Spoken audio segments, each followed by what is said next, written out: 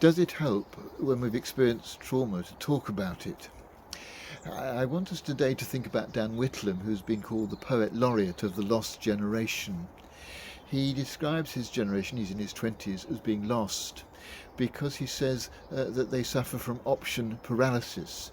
Through the social media which they've grown up with, they're presented with a whole range of possibilities of lifestyles, a whole lot of beautiful bodies, people having wonderful lives, and it makes people feel that all this is out of their reach. They feel cut off from it because they know it's not within their reach to achieve this kind of quality of life, and so they're lost.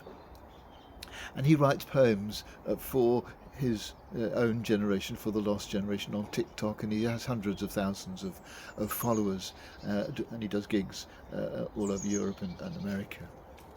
He made his name through writing a poem about an incident in 2012, on this day in 2012, when he was stabbed on a South London street with a screwdriver and his lung was punctured. It took him a long time to recover physically, but it also took him a very long time to recover emotionally. And he wrote this long poem about his experience 4 years after it happened. It took him that long to get to the point where he could express his feelings about it in a way that helped him to find healing. And it struck me as something worth noticing, that it took him 4 years, because I think when we are looking to support or comfort a friend or anyone we know who's experienced some traumatic event, it's very easy for us to want to get them to talk about it. We're curious, we want to know exactly what happened.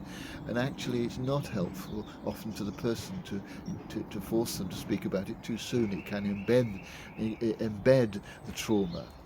We need to let the person concerned decide when and how to talk about what's happened to them. And I think we need to do that in a very loving and patient way. Love is what Dan Whitlam writes about now in his poems.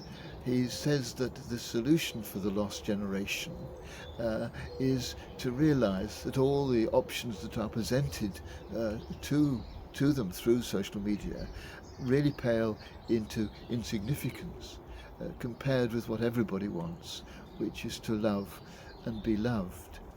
And I think that's what we need to offer to anybody who we're trying to help who's experienced trauma, just to love them patiently, waiting to give them the chance to speak about what's happened to them, because that's the way in which we can most helpfully support someone to find a true healing.